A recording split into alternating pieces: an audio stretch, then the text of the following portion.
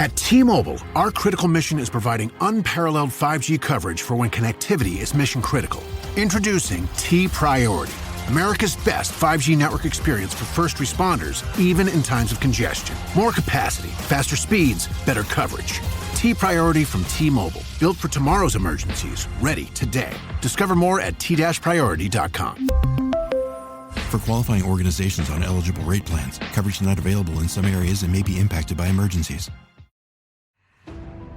This episode is brought to you by Peacock. The new Peacock original documentary, Matthew Perry, A Hollywood Tragedy, dives deep into the beloved actor's rise to fame and his tragic death. 5 people, including Perry's personal assistant, 2 medical doctors, and an alleged Hollywood drug dealer known as the Ketamine Queen, were charged with conspiracy to illegally provide Perry with the ketamine.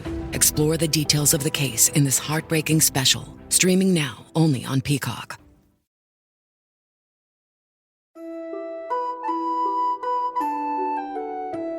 É possível estudar todas as partes do mundo em um mesmo período histórico? De que forma acontecem as mudanças de interpretação da história? Essas são apenas algumas perguntas que podemos nos fazer quando estudamos com mais atenção o que é a Idade Média. Um dos períodos mais longos da história e que trouxe uma série de transformações para o mundo como um todo, principalmente para o Ocidente. Esse episódio está dentro de uma série onde eu abordo os diferentes períodos históricos. Tem um episódio sobre a pré-história e outro sobre a Idade Moderna. E hoje vamos basicamente seguir o mesmo roteiro. Falar dos principais eventos que marcaram esse período, mas além disso, eu quero trazer aqui as descobertas e as discussões mais recentes a respeito da Idade Média. E eu vou ter que ativar o modo Missão Impossível, porque nós vamos falar de mais ou menos 1000 anos de história em apenas meia hora. Então, claro, muita coisa infelizmente vai ter que ficar de fora. A primeira coisa que precisamos ter em mente é que não existe Idade Média. E eu sei que pode parecer um pouco estranho ouvir isso, mas é verdade. E com isso eu quero dizer que nós, historiadores, inventamos essa tal de Idade Média. Mas isso não significa que nós somos mentirosos, tá? Apenas que ninguém que viveu no período que nós chamamos de medieval dizia estar vivendo na Idade Média. Por exemplo, não há nenhum documento desse período em que esse termo apareça.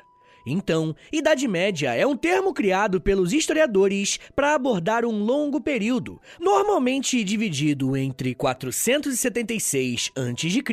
até 1453, também depois de Cristo. Como vocês devem saber, uma das nossas principais ferramentas de trabalho enquanto historiadores é o tempo. A história está sempre localizada num tempo e num espaço. E por que isso é importante? Porque nós marcamos o tempo com eventos. E entendemos que existem fatos que são capazes de mudar profundamente uma determinada sociedade a ponto de ser um ponto de virada. E os eventos que marcam a Idade Média são a queda do Império Romano do Ocidente, que colocou fim à Antiguidade, e a queda do Império Romano do Oriente, também conhecido como o Império Bizantino, que colocou fim à Idade Média. O marco inicial da Idade Média, que é 476 d.C., foi a invasão dos Érulos, um povo bárbaro que invadiu Roma, e o seu líder Odoacro destituiu Rômulo Augusto, o último imperador de Roma. E o marco final da Idade Média foi 1473, quando os turcos otomanos invadiram a cidade de Constantinopla, a então capital do Império Romano do Oriente, mais conhecido como Império Bizantino. Mas isso significa que, quando em 476 a cidade de Roma foi tomada pelos povos bárbaros, no dia seguinte as pessoas já estavam vivendo uma outra realidade? Não, definitivamente não. Mas há, nesse evento, uma espécie de ruptura importante. O poderoso Império Romano sofreu uma derrota que, até pouco tempo, era impensável. O outro evento fundamental da Idade Média foi o que deu fim a ela, como eu falei, a queda de Constantinopla em 1453. E aqui começam as contradições das marcações clássicas. Quando falamos da queda de Roma, a impressão que fica é que o Império Romano acabou completamente e que no dia seguinte tudo era a Idade Média. Mas, novamente, não é bem assim. A questão é que um território tão grande como esse também teria muitos problemas. As crises existem o tempo inteiro, mas algumas são mais fortes do que outras e suficientes para rachar uma estrutura. Foi o que aconteceu com o Império Romano e as invasões bárbaras. Elas demonstraram a derrocada final da civilização romana. O que eu quero dizer com isso é que sempre tem um processo. Um evento tão importante como esse não acontece da noite para o dia. Os bárbaros não, do nada, decidiram invadir Roma todos juntos bonitinho. Não é simples assim. A crise romana era tão evidente que nesse período, século IV e V, ele já estava dividido em duas partes. De um lado, você tinha o Império Romano do Ocidente, com a capital em Roma. E do outro lado do mundo, o Império Romano do Oriente, com a capital em Bizâncio. Mais tarde, Bizâncio vai receber o nome de Constantinopla. E logo após a conquista pelos turcos otomanos, vai se chamar de Istambul, como é conhecida até hoje. A invasão bárbara aconteceu apenas em Roma, ou seja, o império que caiu não foi o Império Romano como um todo, mas o Império Romano do Ocidente. O lado oriental do império sobreviveu por toda a Idade Média, por mais 1000 anos. E aqui que está a contradição. Como que pode a queda de Roma ser um marcador para o fim da Antiguidade se o Império Romano não deixou de existir? No caso, o Império Romano do Oriente, mais conhecido como Império Bizantino. Enfim, gente, vocês já devem ter percebido que 1000 anos de história é algo enorme para se estudar. Os historiadores também perceberam isso e criaram outras subdivisões de tempo nesse período maior. E assim surgiram as marcações como Alta Idade Média e Baixa Idade Média. A Alta Idade Média é o começo, o período de auge desse período, enquanto a Baixa Idade Média descreve o período de enfraquecimento das estruturas medievais, já caminhando para o final. Mas nós precisamos voltar para o começo desse período, na Alta Idade Média, porque tem algo muito importante nele, o cristianismo. E é importante destacar essa religião, porque sem ela nós não podemos entender a Idade Média, pelo menos na Europa. Quando o Império Romano do Ocidente caiu, a religião oficial do Império era o cristianismo. E isso não deixa de ser uma grande ironia, porque, de certa forma, foi o Império Romano que, teoricamente, teria autorizado a morte de Jesus. O Império Romano não apenas teria matado Jesus, como também perseguiu os cristãos por alguns séculos. Estudiosos defendem, por exemplo, que o imperador Nero teria colocado fogo em Roma e colocado a culpa nos cristãos, o que deu início a uma sangrenta perseguição a esse grupo religioso. Mas quando essa fé se tornou oficial por parte do Império no século IV, os perseguidos passaram a ser os perseguidores. Mas, apesar disso, o cristianismo era a novidade que colocava fim ao mundo, entre aspas, pagão e dava início ao mundo medieval. Do ponto de vista cultural, a Idade Média é uma mistura da herança romana com a cultura dos povos bárbaros. Juntando isso com questões econômicas, o que aconteceu na Europa Ocidental foi uma fuga para os campos. No início da Idade Média, a Europa se tornou praticamente rural, e nesse processo, a posse da terra se tornou um marcador de riqueza. E, por consequência, a agricultura virou a principal atividade econômica. Tem um episódio aqui no feed do História Meia Hora sobre a queda do Império Romano. Lá eu explico bastante sobre como que foi esse processo de sair da cidade e ir para os campos. Depois que terminar esse episódio aqui, eu recomendo bastante que você ouça lá, tá bom? Bem, essa mudança é fundamental para entendermos o sistema feudal. E daí que vem o nome, feudalismo, uma organização econômica, política e social baseada na terra, ou seja, no feudo. E o que era o feudo? Rapaziada, basicamente, o feudo é como se fosse uma grande fazenda, tá ligado? Uma grande propriedade rural que abrigava o castelo, as aldeias, as terras para o cultivo, além dos bosques e pastos. Nessa sociedade, diferentemente da atual, não existiam classes sociais. Existiam os chamados estamentos.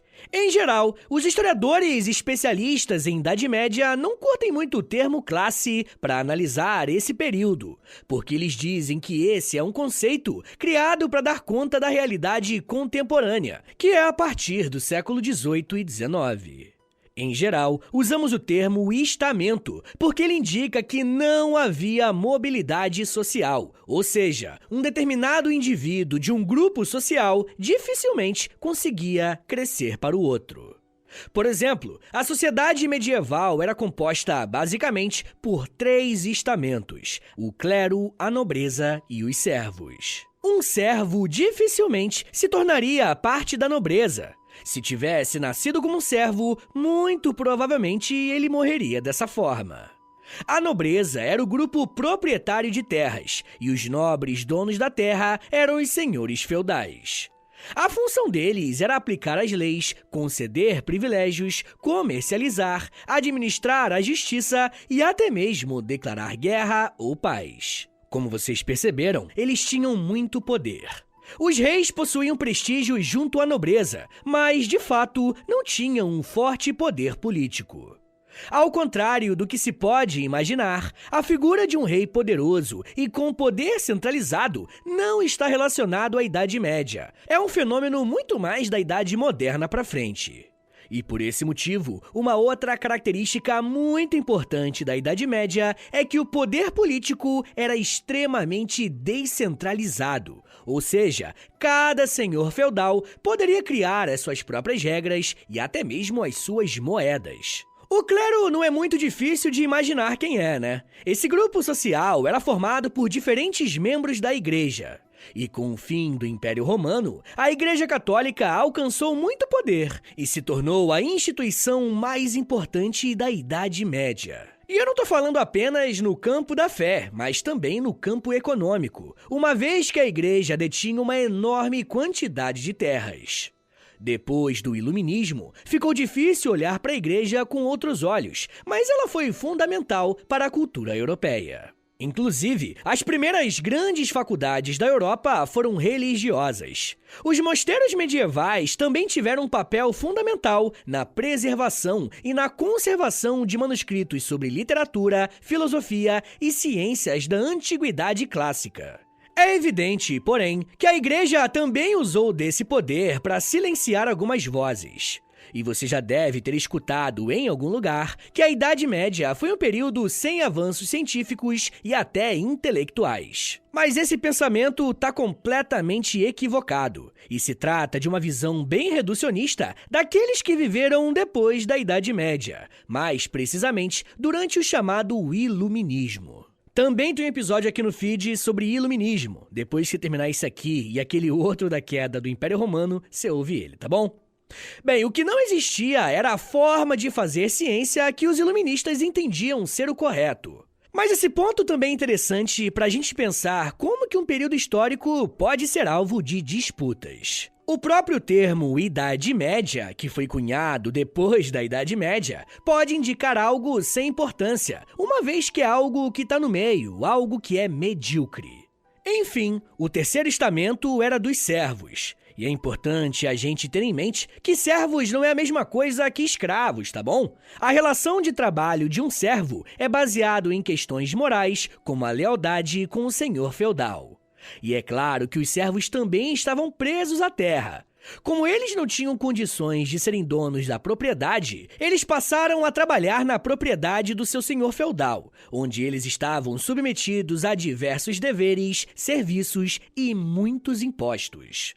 Por outro lado, o senhor feudal deveria proteger os seus servos de possíveis ataques. Mas é importante a gente tentar imaginar o contexto medieval. Afinal, as condições de vida não eram lá as melhores nem mesmo para alguns nobres. Isso é, nem mesmo parte da nobreza vivia de forma luxuosa.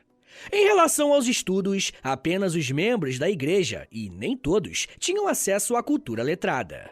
Mas voltando ao âmbito político-social, com a queda de Roma no século V, a Igreja Católica se tornou a ponte entre os reinos germânicos, formados pelos povos bárbaros, e o mundo romano.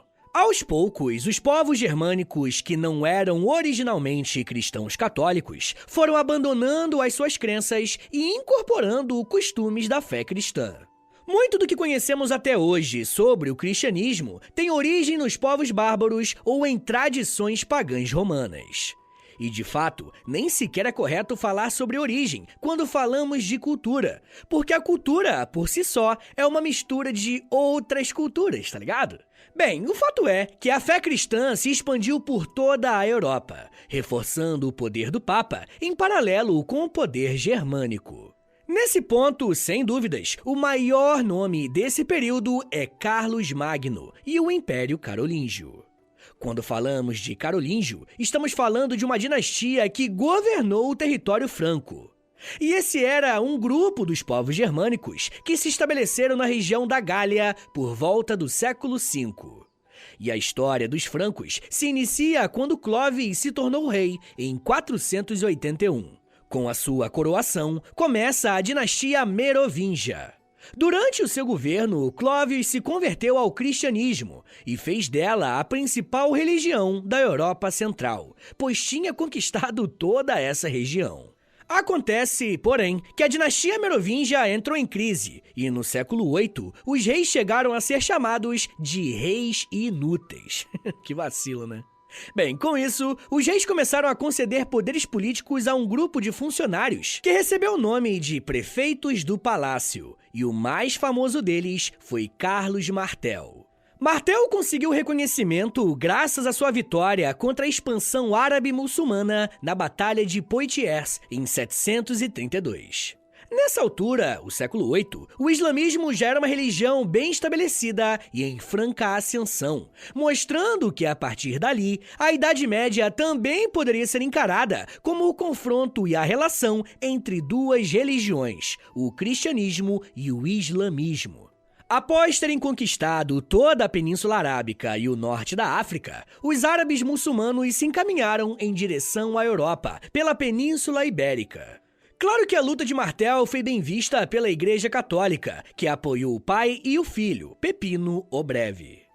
Pepino continuou as lutas iniciadas pelo pai e conquistou a Península Itálica. Por causa do apoio da Igreja, boa parte das terras conquistadas foram doadas à Igreja Católica e receberam o nome de Patrimônio de São Pedro.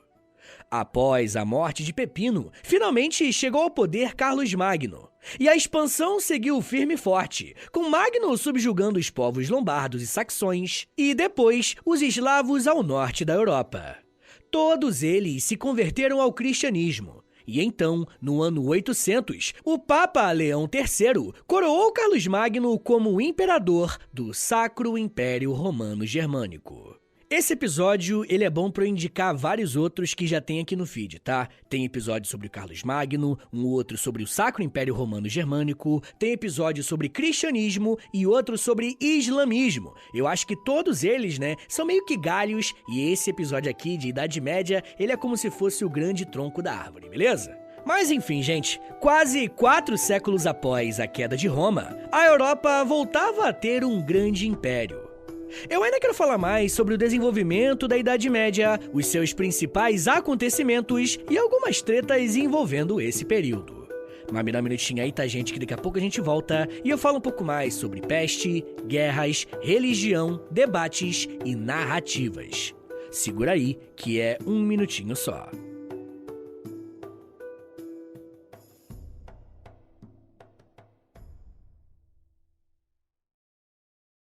This episode is brought to you by LifeLock. During tax season, your personal info travels to a lot of places. Between payroll, your tax consultant, and the IRS. If your W-2 gets exposed, that's just the ticket for identity thieves.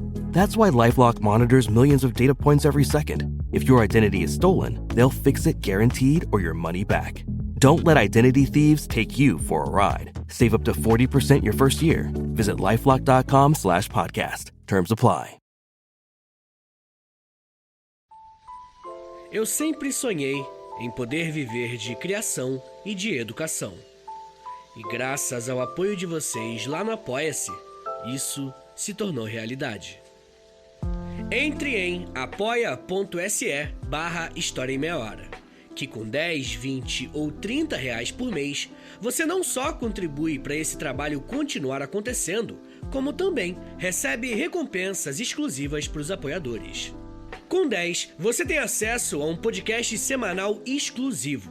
Eu me aprofundo em um tema de um dos episódios da semana e envio diretamente para o seu e-mail através do Apoia-se. Já tem mais de 70 episódios por lá e você vai receber acesso a todos eles. Além do podcast exclusivo, com 20 reais, você também recebe acesso ao nosso Clube do Livro. Todo mês nós lemos um livro sobre história e conversamos no grupo do Telegram. E depois de 30 dias, fazemos uma call no Zoom para compartilharmos as nossas impressões. E com 30, além das recompensas anteriores, eu te adiciono no meu Amigos Próximos no Instagram, onde publico conteúdos diários com curiosidades históricas, tanto no @História em Meia Hora, quanto no @Prof. Vitor Soares. E se você tiver alguma dúvida sobre o apoio, é só entrar em contato comigo pelo e-mail historiaemmeiahora@gmail.com. apoia.se/História em Meia Hora. É apoia.se/História em Meia Hora. Valeu, gente!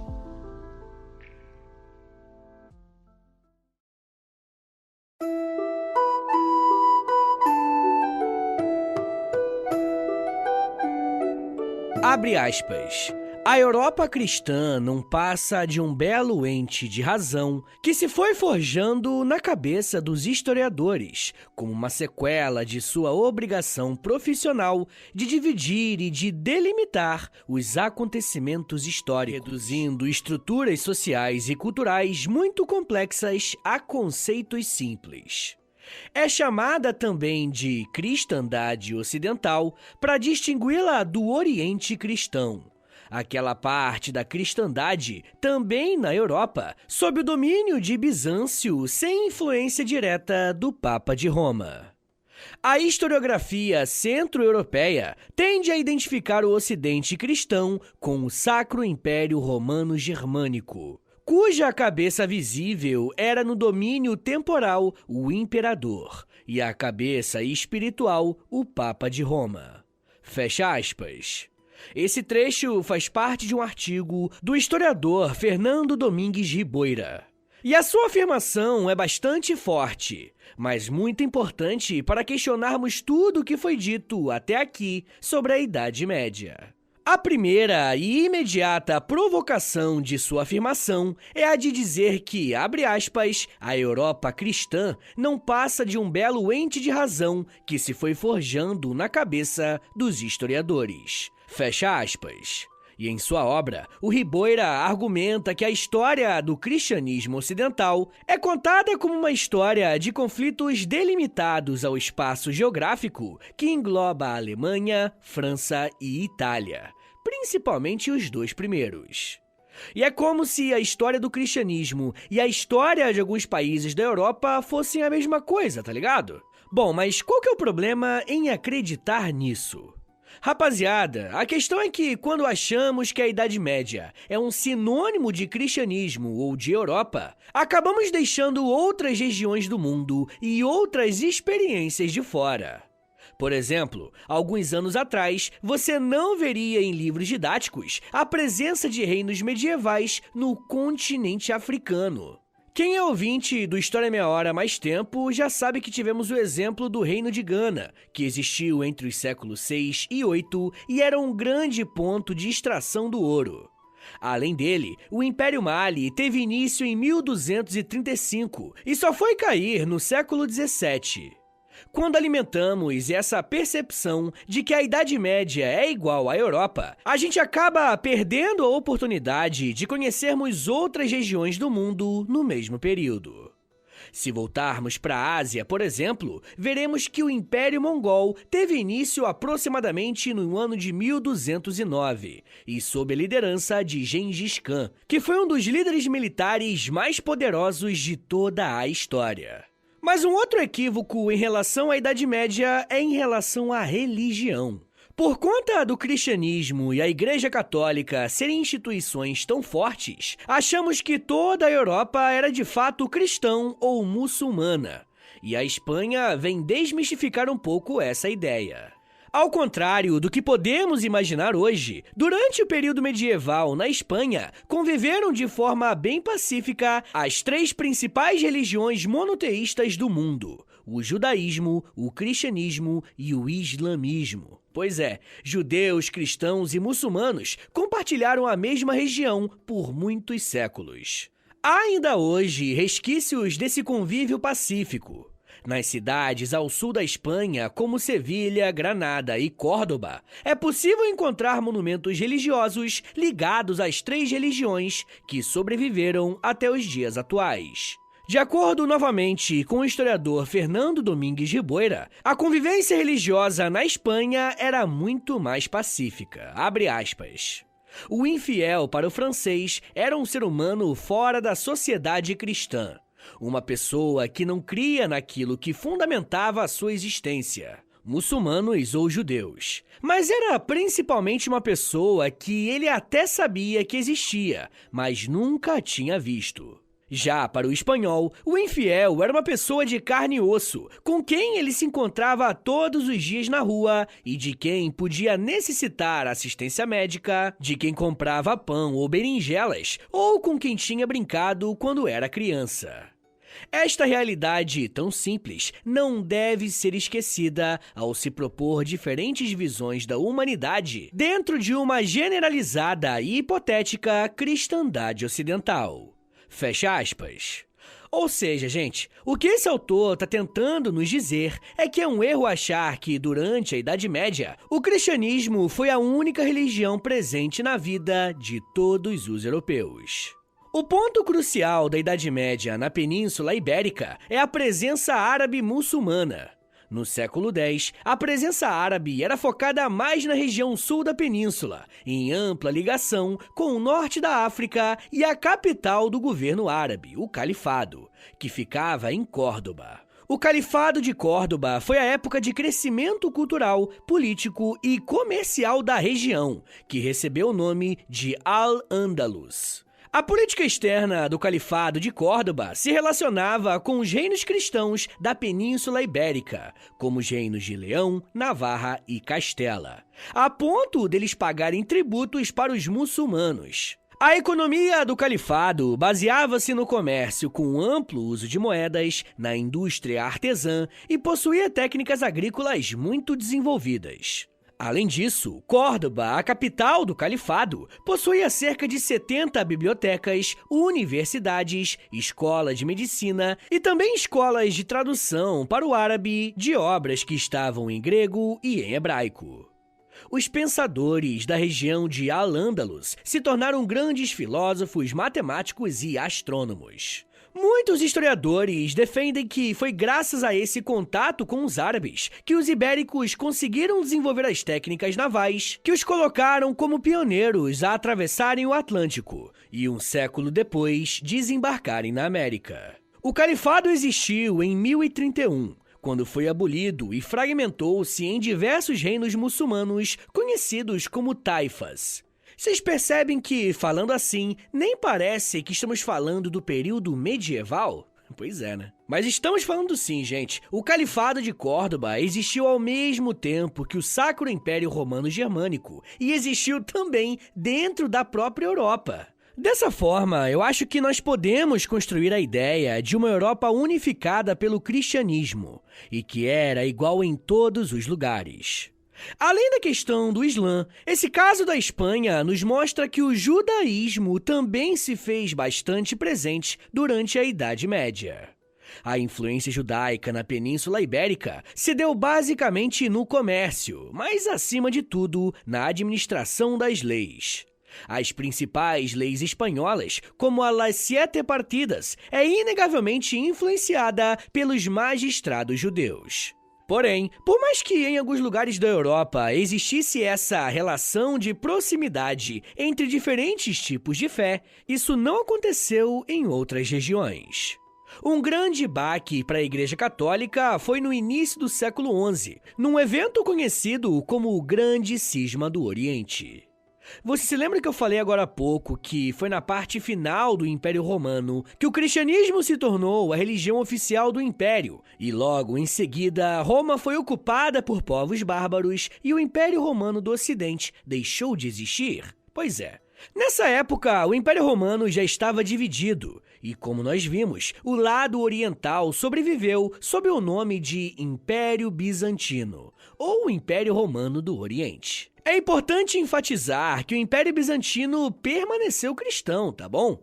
Acontece que no século X para o XI, os imperadores bizantinos entraram em conflito com a autoridade do Papa, o Papa lá de Roma. E aí que entrou uma questão: quem que é a maior autoridade, o imperador ou o Papa? Pois é, o cisma, que significa divisão, inclusive, pode ser explicado que, no Oriente, o cristianismo vai ser liderado pelo imperador e não pelo Papa. Essa foi a formação do cristianismo oriental, que é muito diferente do cristianismo ocidental, com a centralidade no Vaticano e na figura do Papa. Uma outra questão religiosa bem importante para a Idade Média, e essa já é bem mais conhecida, eu tô falando das Cruzadas. As Cruzadas foram uma série de expedições militares cristãs que ocorreram durante a Idade Média, com o objetivo dos cristãos tomarem de volta Jerusalém, que era considerada uma terra santa. Por conta do avanço do Império Islâmico, essa região estava sob o controle de reinos muçulmanos. E essas campanhas militares foram realizadas entre o século XI e XIII e foram iniciadas pelo Papa Urbano II no ano de 1095, quando convocou os cristãos europeus a lutarem contra os muçulmanos. Ao longo dos anos, várias cruzadas foram lançadas, com diferentes objetivos e com diferentes lideranças. A primeira cruzada foi a mais bem-sucedida, resultando na conquista de Jerusalém no ano de 1099. As outras cruzadas não tiveram tanto sucesso, e a posse da Terra Santa mudou de mãos várias vezes ao longo dos séculos. As cruzadas tiveram um grande impacto na história europeia e mundial, pois trouxeram consigo uma série de mudanças culturais, políticas, sociais e até econômicas. Uma dessas transformações foi o aumento do comércio e o contato entre o Oriente e o Ocidente, em um processo que nós chamamos de renascimento do comércio e da economia europeia. Porém, esse sentimento de otimismo e prosperidade não durou muito tempo. Se as cruzadas foram um momento de transição da Idade Média, essa maior circulação de pessoas fez com que algumas doenças tivessem mais espaço para alcançar as suas vítimas. O século XIV representou essa mudança através da chamada peste bubônica. A peste foi uma espécie de pandemia causada por uma bactéria chamada Yersinia pestis. E é bem provável que a peste tenha começado no Oriente, mas como essa tinha sido uma rota comercial que foi retomada durante o período das Cruzadas, todo o continente europeu estava ligado à Ásia por conta das rotas comerciais. O primeiro caso registrado da doença na Europa foi no ano de 1347, e em seguida, a peste se espalhou com uma velocidade absurda, afetando boa parte da população. As estimativas vão variar bastante, mas é provável que 2/3 da Europa tenha morrido durante a peste bubônica. A gente está falando de quase 150 milhões de pessoas. Com isso, o impacto mais importante da peste foi reduzir drasticamente o número de habitantes da Europa, e isso fez com que a produção agrícola também fosse prejudicada. Com menos alimentos sendo produzidos, a fome veio e os séculos XIV e XV ficaram conhecidos como os anos finais da Idade Média. Com o aumento das tensões sociais, uma série de revoltas camponesas pipocaram em diferentes regiões da Europa, enfraquecendo ainda mais o poder político dos senhores feudais. Quem aproveitou esse momento foram os reis, que se aliaram aos comerciantes ou burgueses para iniciarem o processo de unificação das monarquias nacionais. O fim da Idade Média está diretamente ligado com esse momento de transformação das estruturas sociais e econômicas, em que o poder estava nas mãos de um monarca e não de vários senhores proprietários de terra. O marco final da Idade Média está na derrota que o Império Bizantino sofreu contra o Império Turco-Otomano, no dia 29 de maio de 1453.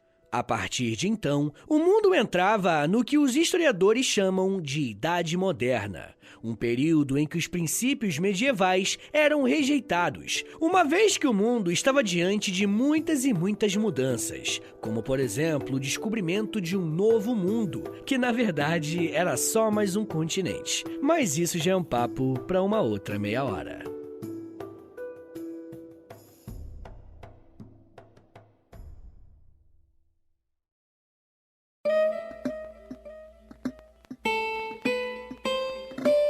Senhores, muito obrigado por terem vindo até aqui. Meu nome é Vitor Soares, eu sou professor de História e você acabou de ouvir o História em Meia Hora. E se você quiser mais episódios como esse, faz o seguinte, compartilha esse episódio, tá bom? Dá uma moralzinha aí pra mim, posta lá nos stories do Instagram, pode crer? E aí você me marca no @História em Meia Hora, ou você também pode postar lá no Twitter. E aí no Twitter você me marca no @H30podcast, que aí eu já te mando a mensagem agradecendo.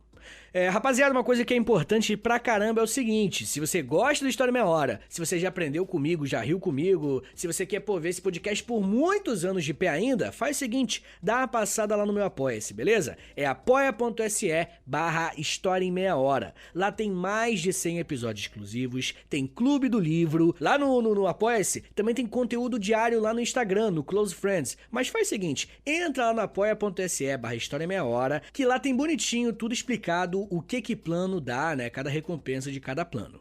Mas uma coisa que você pode fazer também, se você tiver alguma dúvida sobre a Apoia-se, é me enviar um e-mail no meu contato e o meu Pix, é a minha chave Pix também, qualquer valor é mais do que bem-vindo, é historiaemmeiahora@gmail.com.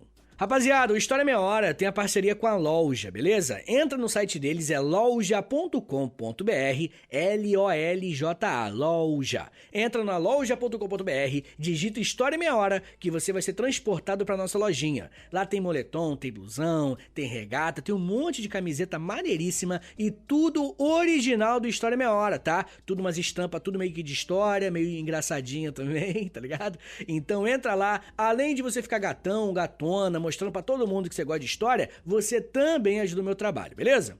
Rapaziada, uma outra coisa que eu vou te pedir, mas isso aqui não custa nada, é 1 minuto da sua vida que vai custar. É o seguinte, entra no meu perfil aí do História em Meia Hora, no Spotify, né? Entra aí, clica em seguir, clica em 5 estrelinhas, uma avaliação que você pode dar, e clica no sininho também, porque o sininho vai enviar uma notificação pro seu celular, avisando quando tem episódio novo, beleza? Rapaziada, também quero lembrá-los que eu tenho outro podcast, é o História pros Brother. O História pros Brother é um podcast que é de história, né, tá no nome, mas é mais de humor, tá? Ele é mais bobão, né, pra levar muito a sério aquilo lá não, tá? Muita besteira que se fala lá. E eu faço com o Alexandre Níquel e ele também tá aqui no Spotify, é só digitar História pros Brother que ele vai aparecer aí pra você, beleza? Então é isso, gente. Me siga nas redes sociais. É @ProfVitorSoares no Twitter, no Instagram e no TikTok, tá? Eu tô sempre lá no TikTok fazendo uns videozinhos educativos de 1 minutinho só e quase todo dia. Beleza? É isso, gente. Muito obrigado. Um beijo. Até semana que vem. E valeu!